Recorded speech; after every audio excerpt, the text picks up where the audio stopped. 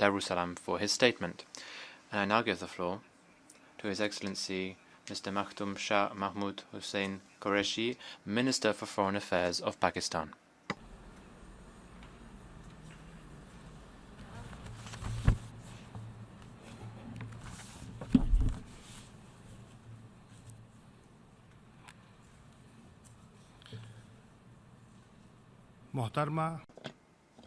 Madam President, Excellencies, distinguished delegates, ladies and gentlemen, may I begin by congratulating Madam Maria Fernanda Espesosa Garces upon her election as President of the General Assembly. The stewardship of this session by an accomplished leader of her ranking and stature will undoubtedly lend to the proceedings of this Assembly greater credence and strength. I also commend Miroslav Lajcak for his able guidance of the previous session. We appreciate Secretary General Antonio Guterres for his exemplary leadership of the organisation and support his efforts to instil a new sense of mission and direction in the United Nations. Our profound condolences over the passing away of former Secretary General Kofi Annan, who was a leading light and a driving force in taking the UN agenda forward into the 21st century. We express deep sympathy and condolences to the government and people of Indonesia for the damage caused by the earthquake and subsequent tsunami. Madam President,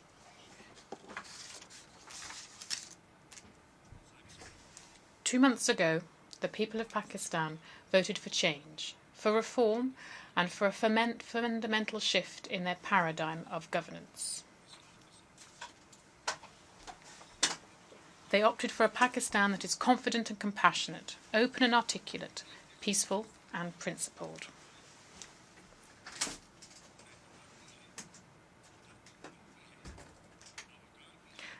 A Pakistan that will engage with its neighbourhood and the world on the basis of equality and respect. A country that will seek resolution of conflicts and convergence of interests, and a state that will build upon common understandings, reciprocal commitments and shared ideals. Pakistan will brook no compromise on the interests of the nation, the sovereignty of the state, or the security of its people.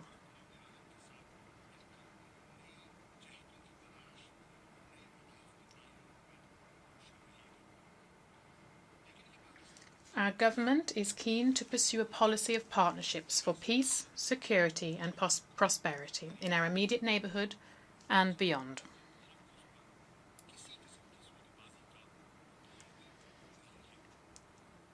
We seek a peaceful environment to promote our development agenda, both at the national level and in our region.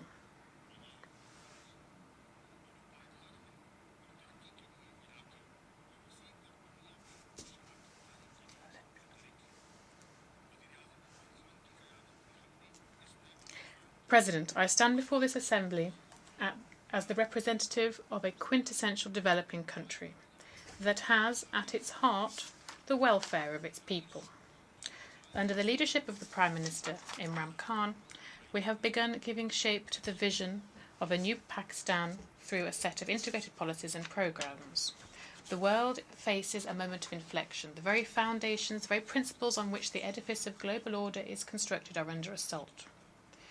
Inequality within and among nations is on the rise. Forces of protectionism, populism and isolationism are gaining currency. Intolerance is ascendant over acceptance, rhetoric over reason, and power over principle. Where the world needs bridges, we see fortifications. Where it needs highways, we see blockades. And where it yearns for freedom, we see cages.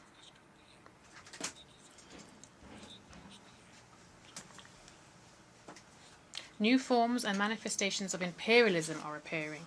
Multilateralism is on a path of retreat. Unilateralist tendencies are growing. Long-standing legal norms are being eroded for strategic and commercial considerations. Dark clouds of trade wars are looming large on the horizon. Challenges of climate change, environmental degradation, pandemics, transnational organised crime and sustainable development are becoming ever more complex. The post-World War idealism is giving way, slowly but surely, to a hardened, militaristic approach. This trend, Madam President, is not only regressive, it is downright dangerous.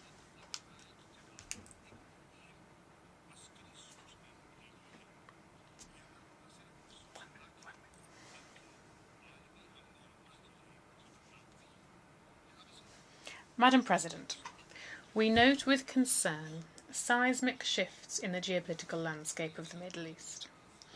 As existing conflicts exacerbate, new threats have emerged. Competing interests of regional and extra-regional powers are deepening long-standing fissures and widening the fault lines, even as the tragedy of Palestine continues to fester. In these uncertain times, the global community appears to be in a desperate quest for leadership, a vision, and an order. Madam President, consider the issue of striking the right balance between the freedom of expression and sentiments of a people. Where there ought to be empathy, understanding and compassion, we see caricatured, ill-informed, jaundiced judgments.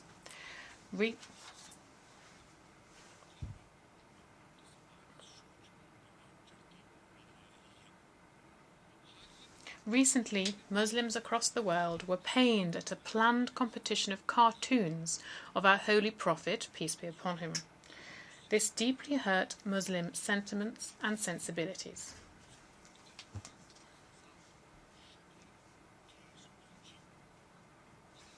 On its part, Pakistan will continue to collaborate with friends and partners on the UN and OIC platforms to reverse the growing tide of bigotry, to build cross-cultural understandings and promote dialogue amongst civilizations.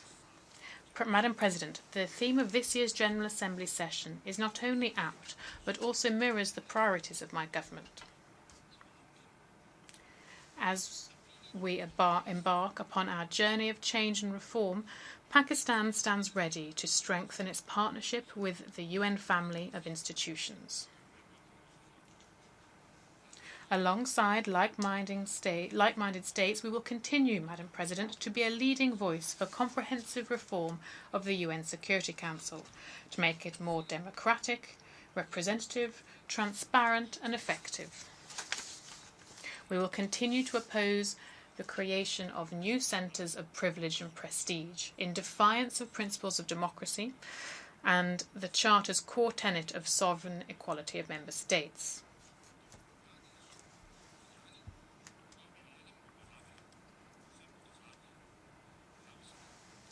Madam President, since its inception, Pakistan has been an ardent adherent of the UN Charter and an active participant in UN processes. Pakistan has served 7 terms on the UN Security Council, 5 presidencies of the Economic and Social Councils, and 4 terms at the Human Rights Council. This is reaffirmation of faith in the international community in Pakistan.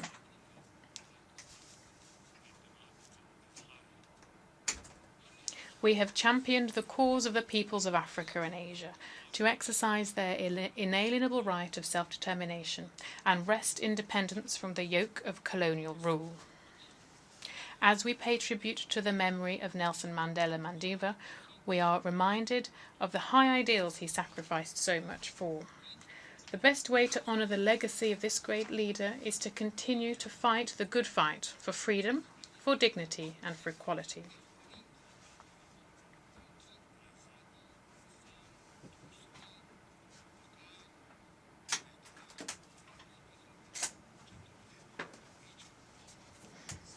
Madam President, Pakistan remains one of the oldest, largest and most active contributors to UN peacekeeping operations the world over. The Pakistani Blue Helmets have laid lives in the cause of global peace. We are proud of their sacrifices. Pakistan remains also host to one of the oldest peacekeeping missions, the UN Military Observer Group in India and Pakistan. We greatly value the observer group's contribution in monitoring the ceasefire along the line of control in Jammu and Kashmir.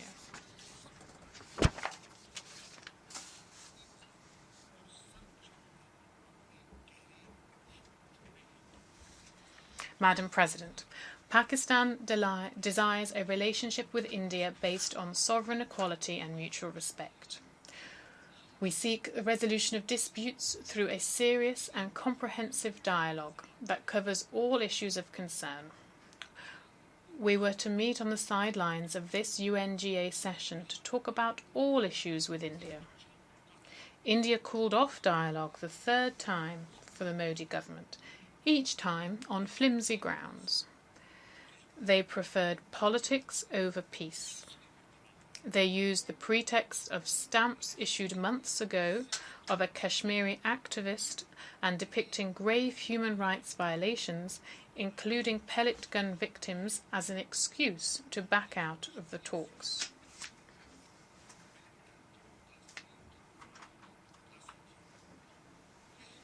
Dialogue is the only way to address long-standing issues that have long bedeviled South Asia and prevented the region from realising its true potential. The unresolved Jammu and Kashmir dispute hinders the realisation of the goal of durable peace between our two countries. For over 70 years now, it has remained on the agenda of the UN Security Council and a blot on the conscience of humanity. For 70 years, the people of occupied Jammu and Kashmir have struggled for their rights of self-determination in the face of overwhelming oppression and gross violations of their fundamental human rights by the Indian occupation forces.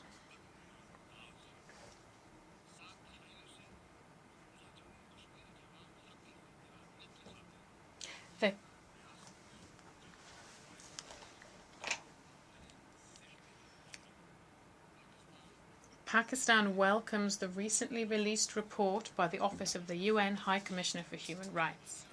The report rightly lifts the veil from decades of obfuscation and chronicles the massive ongoing violations of human rights in Indian-occupied Kashmir.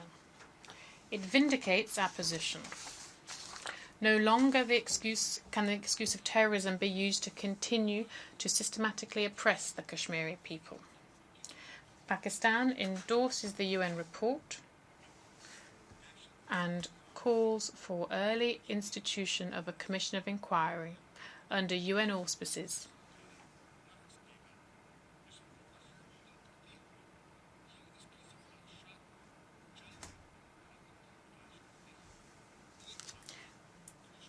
to investigate and fix responsibility.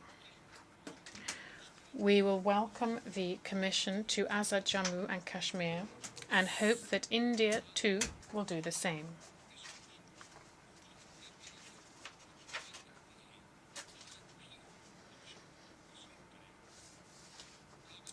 To divert the world's attention from its brutalities, India frequently violates the ceasefire along the line of control in Kashmir. Despite numerous violations, Pakistan has acted with restraint, but if India does venture across the line of control or acts upon its doctrine of limited war against Pakistan, it will evoke a strong and matching response.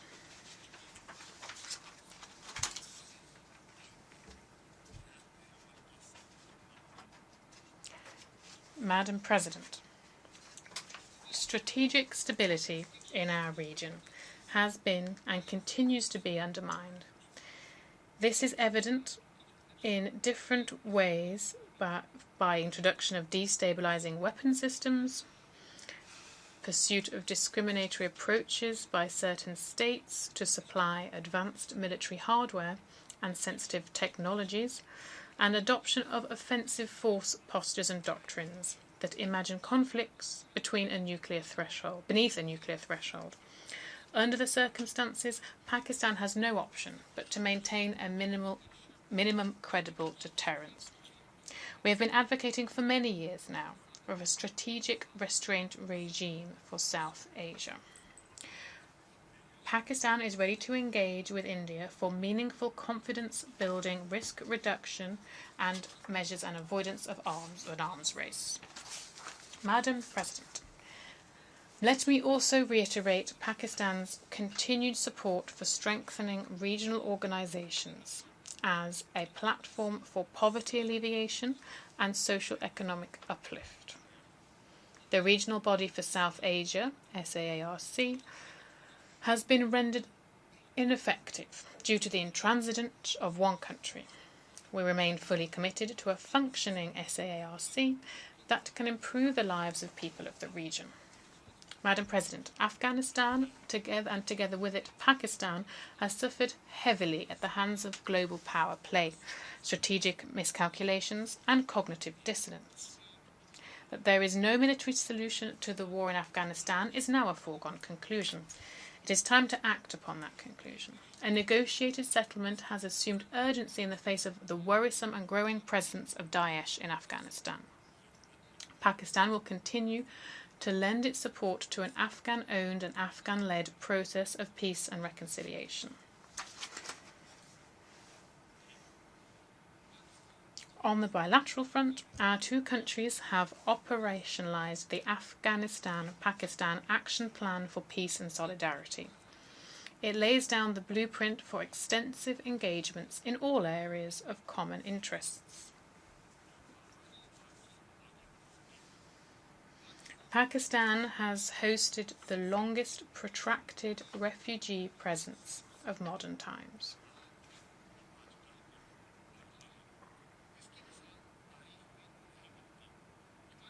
Our role and sacrifices can perhaps be better appreciated when juxtaposed with the rising tide of anti-immigrant sentiments in nations, more resourceful and developed than ours, that have bore the brunt of fewer immigrants and over a shorter timescale.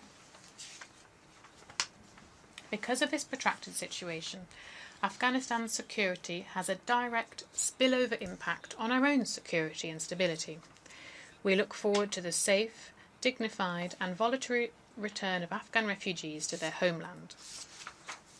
Madam President, for the past 17 years, Pakistan, at a great cost of life and resources, has been combating the fires of terrorism and extremism. By the determined operations of our armed forces and the full support of our people, Pakistan has turned the tide against terrorism. With the deployment of 200,000 troops, Pakistan has conducted the largest and most effective counter-terrorism campaign in the world. Peace and security have returned to our cities and towns. In our own national interest and in line with the National Action Plan, we will continue to strengthen our counter-terrorism frameworks and regimes. Pakistan continues to face terrorism that is financed, facilitated and orchestrated by our eastern neighbour.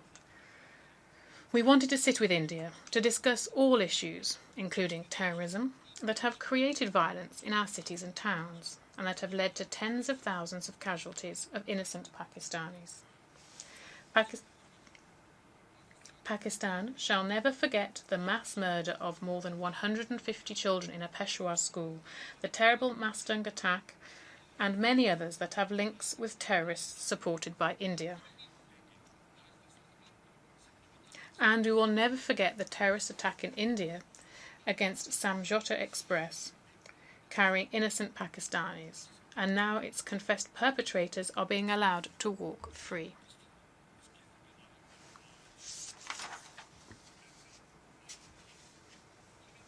We wanted to share this evidence with India and the international community on who supported these acts of violence and terrorism. We have already shared this evidence with the UN. We have in our custody a serving Indian naval officer, Commander Kalbhushan Yadav, who has provided us with the most incriminating evidence by accepting that he, on the instructions of his government, financed, planned and executed acts of terrorism and violence in Pakistan. This is but one Indian state-sponsored official terrorist.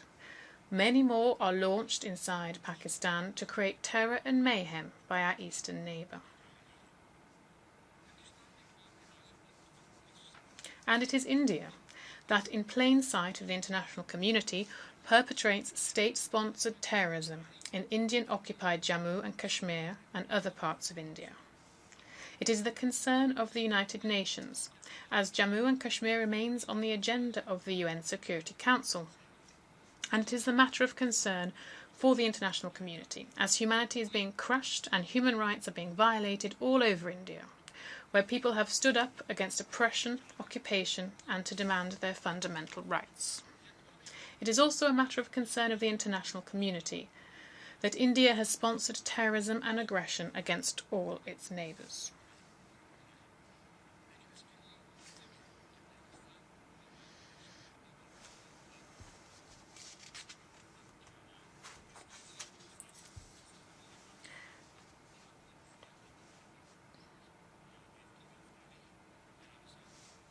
Madam President, the strongest antidote to the poison of terrorism is development that yields dividends.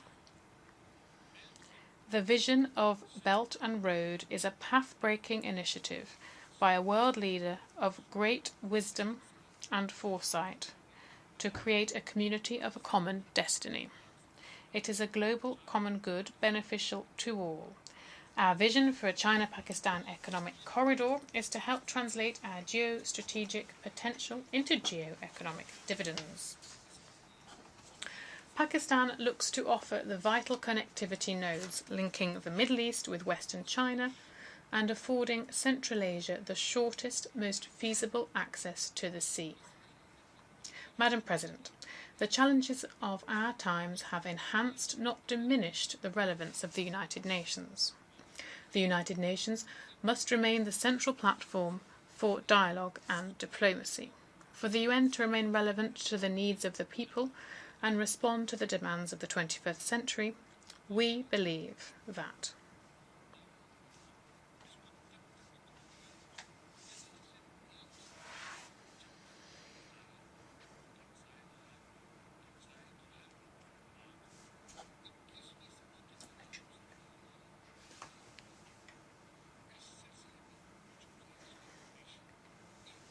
firstly, sustainable development goals must be pursued in order to reduce inequality within and among nations.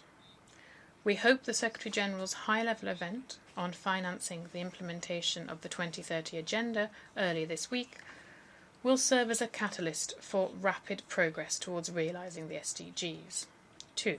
Corruption is a grave crime. Those who provide a safe haven to ill-gotten wealth are partners in the crime and equally culpable. Existing international conventions on corruption do not go far enough in addressing this malaise. It is time to return the looted wealth to their rightful owners, the people, and to take to task both the perpetrators and their abettors. 3. Climate change poses serious challenges to all states. The Paris Agreement must not be allowed to become hostage to sectoral interests. Even as Pakistan contributes minimally to global emissions, our country remains amongst the most vulnerable. Our government completed the plantation of 1 billion trees, a project in the Khyber Pakhtunkhwa province. We have now launched an ambitious project of planting 10 billion trees across Pakistan. 4. A rules-based global order is vital for the promotion of international trade in goods and services, as well as global nuclear, commerce, and governance mechanisms. Carving out exemptions and bending established rules to suit partisan interests must be eschewed.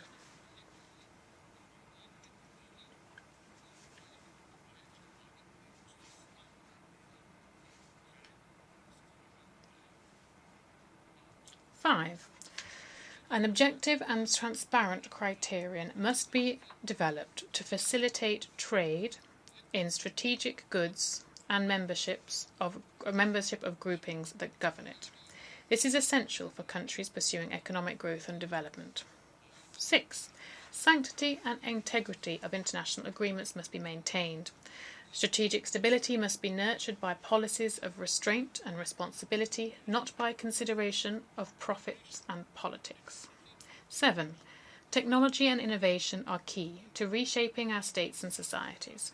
We must strike a prudent balance between guarding against misuse of emerging technologies and facilitating their access to developing countries. It is essential to develop universally agreed legal frameworks in the area of cybersecurity, lethal autonomous weapons systems, artificial intelligence, and the weaponization of outer space.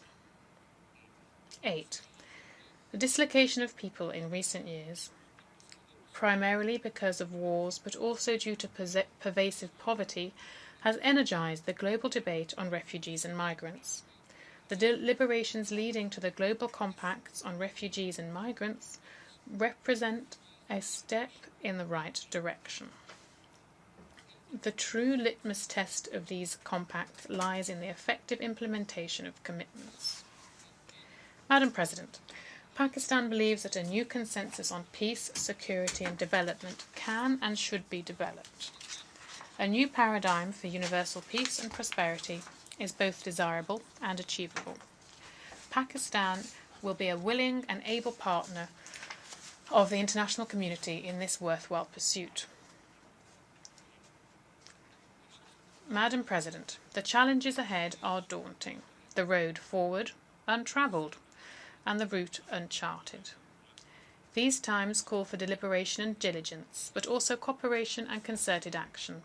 They call for a truly United Nations. The Kashmiri wife who lost her husband, the Kashmiri schoolboy who lost his eyesight and his future to pellet gun injuries, the Syrian father who saw his child drown, the Palestinian girl who suffocates under siege, the African migrant willing to risk all for a better life, continue to look at this, the United Nations, for support and succor.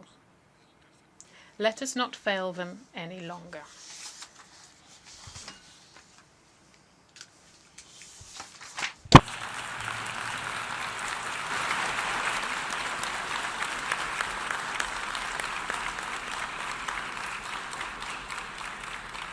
Je remercie le ministre des Affaires étrangères. I thank the Foreign Affairs Minister from Pakistan for his statement. I now give the floor to His Excellency Denis Moses, Minister for Foreign and CARICOM Affairs of Trinidad and Tobago.